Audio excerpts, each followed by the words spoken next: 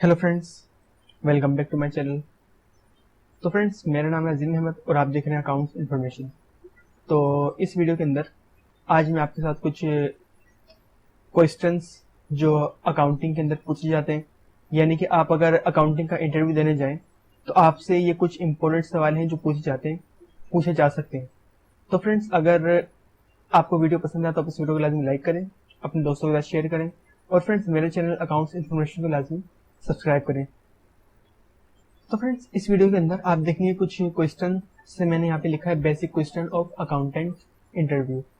तो फ्रेंड्स, सबसे पहला क्वेश्चन ये है कि what do you mean by the word depreciation. तो फ्रेंड्स, डेप्रिसिएशन के बारे में आप क्या जानते हैं? तो फ्रेंड्स, लव्स डेप्रिसिएशन, अगर आप किसी कंपनी में जॉब करते हैं और आपका ओनर आपसे ये कहे कि भाई मेरे पास क्या क्या असासे हैं, पिछली बार क्या वैल्यू थी और इस बार क्या वैल्यू है। तो पिछली बार जो वैल्यू थी ये इसकी ओरिजिनल वैल्यू थी, लेकिन इस बार जो इसकी वैल्यू होगी तो वो कुछ घट गई होगी या कुछ वैल्यू लेस हो गई होगी। तो अब जो वैल्यू होगी तो वो इसकी डेप्रिशिएट वैल्यू कहलाएगी। यानी कि पिछली बार आपके फर्नीचर की वैल्यू 5 लाख रुपए थी और इस साल उसकी वैल्यू तकरीबन 4.5 लाख रुपए रह गई। पिछली बार आपने फर्नीचर खरीदा 5 लाख रुपए का, लेकिन अब वो 5 लाख का बिकेगा नहीं। अब उसकी वैल्यू तकरीबन 4.5 लाख है और वो 4.5 लाख का निकलेगा फर्नीचर। तो 50,000 आपकी डेप्रिशिएट हो गई अमाउंट। इस तरह से फ्रेंड्स, आपकी कोई भी चीज होती है, जैसे व्हीकल है या कोई मशीनरी है, फर्नीचर और इस तरह के कोई भी आइटम जिसके ऊपर वैल्यू घटती है, तो फ्रेंड्स घटने वाली वैल्यू को बोलते हैं डेप्रिशिएट। जैसे आमतौर पे परसेंटेज के हिसाब से 10%, 5%, 20%, 4.5%, इस तरह से अमाउंट जो है वो डेप्रिशिएट होती है। और फ्रेंड्स, इसके बाद मेरा सेकंड क्वेश्चन है, what do you mean by the word current liability. और लायबिलिटी का मतलब ये है कि वाजिबुल अदा रकम या वो रकम जो आपको किसी को देना लाजमी हो, तो उसको आप लायबिलिटी कहते हैं। करंट लायबिलिटी, इसका मतलब ये है कि मौजूदा लायबिलिटी, इस वक्त आपके ऊपर कितनी लायबिलिटी खड़ी है, इसको आप कहते हैं करंट लायबिलिटी। तो friends, why we make journal entries, journal entries हम क्यों बनाते हैं?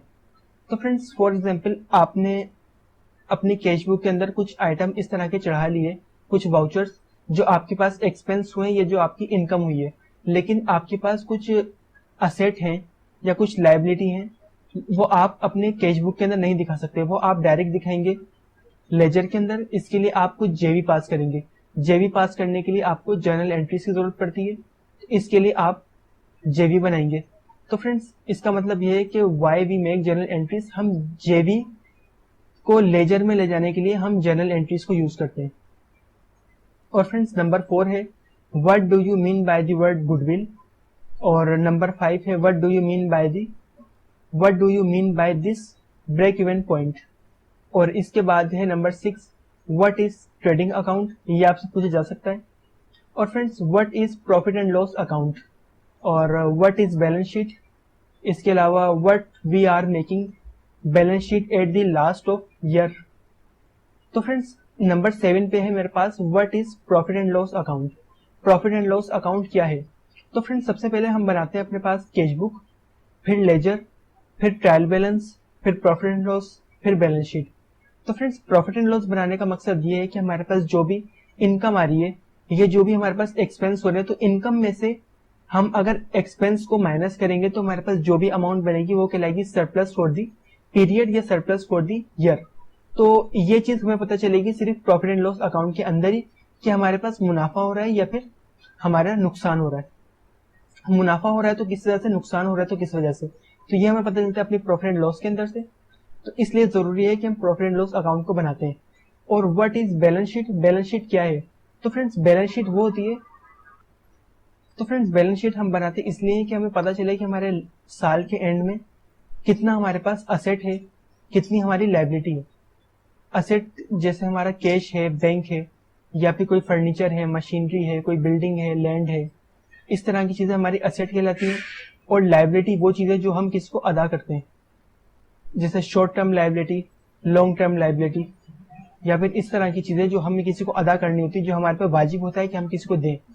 तो वो हमारी लायबिलिटी होती है, और ये चीजें हम शो करते हैं अपनी बैलेंस शीट के अंदर। और फ्रेंड्स नंबर 9 पर है why we are making balance sheet at the last of year, यानी कि हम साल के एंड में क्यों बैलेंस शीट बनाते हैं, क्योंकि हम पूरे साल का अपने पास अकाउंट बनाते हैं और पूरे साल को ही हम देखते हैं कि हमारे पास पूरे साल में कितना हमारा मुनाफा हुआ, कितना फायदा हुआ, कितना असेट पड़ा हुआ है हमारे पास, या कितनी लायबिलिटी है हमारे पास, ये हम साल के एंड में देखते हैं।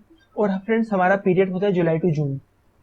और how do you define asset and liability, ये मैंने आपको बताया कि असेट क्या होता है, लायबिलिटी क्या होती है।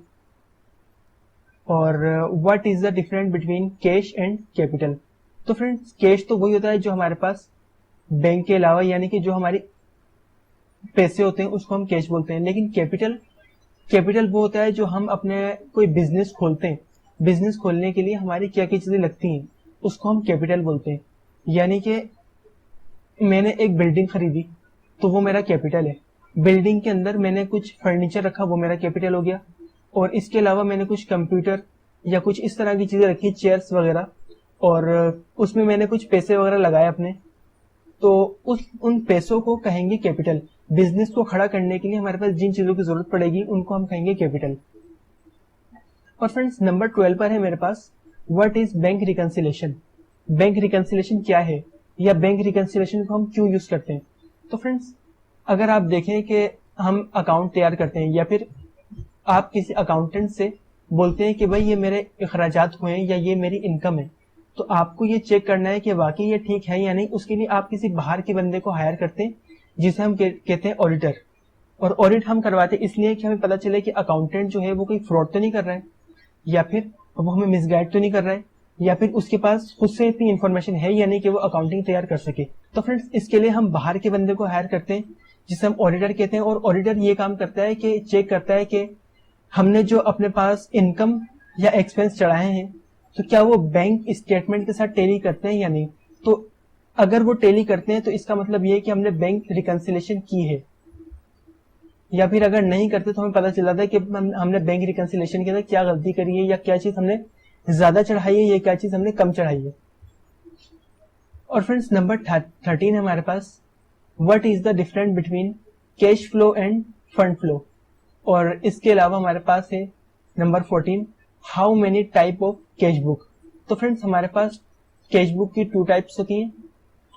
एक तो ये है कि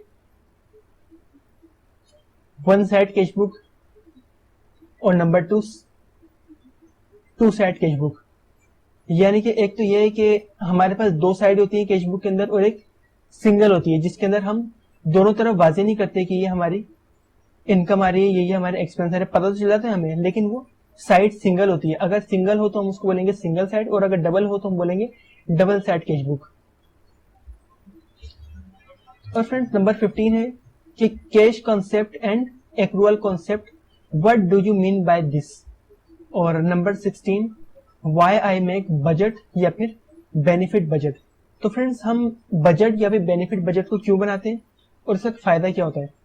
हम बजट बनाते इसलिए हैं कि हम देखते हैं हमारे पास कि कंपनी के अंदर फायदा हो रहा है या नुकसान हो रहा है। फायदा हो रहा है तो किस वजह से हो रहा है, नुकसान हो रहा है या किस वजह से हो रहा है। और अगर हम अपने एम्प्लॉयज को कोई बोनस दें या कोई भी गिफ्ट वगैरह दें तो हम देखते हैं हमारे बजट में है या नहीं। तो हम कंपनी में कोई भी कदम उठाने से पहले बजट जरूर बनाते हैं कि हम कर सकते हैं या नहीं कर सकते। और फ्रेंड्स नंबर 17 हमारे पास है according principle going concern many word. और इसके अलावा नंबर 18 है मेरे पास why do we credit the capital in balance sheet, what is the reason behind that. और इसके अलावा नंबर 19 है मेरे पास what is the full form of IRR। तो फ्रेंड्स IRR की फुल फॉर्म क्या है। तो फ्रेंड्स IRR की फुल फॉर्म है internal rate of return. IRR की फुल फॉर्म है इंटरनल रेट ऑफ रिटर्न। और फ्रेंड्स इसके बाद what do you mean by the word working capital.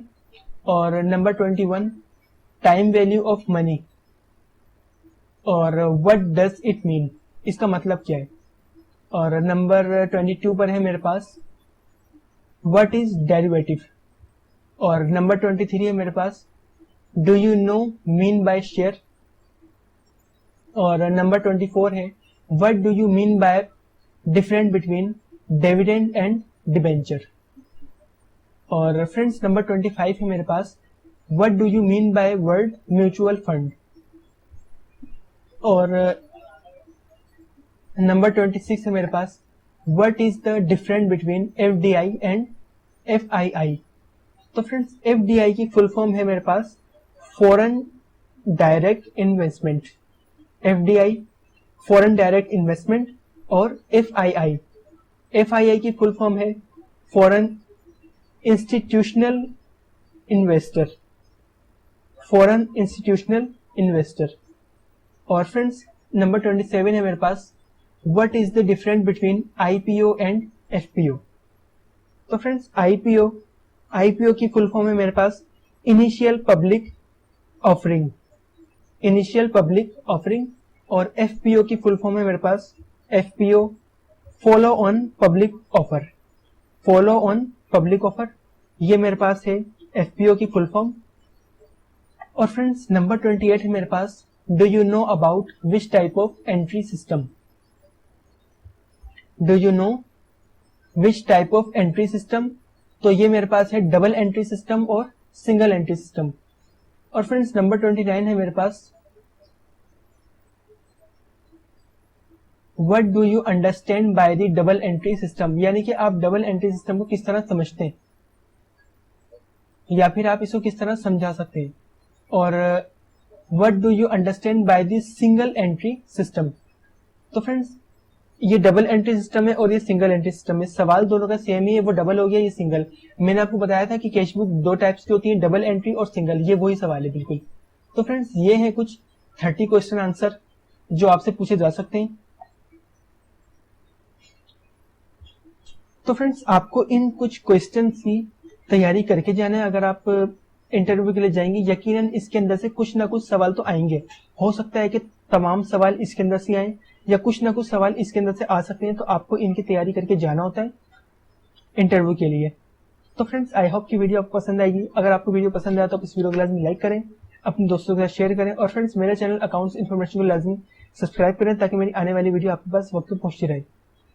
तो फ्रेंड्स मिलते हैं अपने नई वीडियो से, जब तक के लिए अल्लाह हाफिज।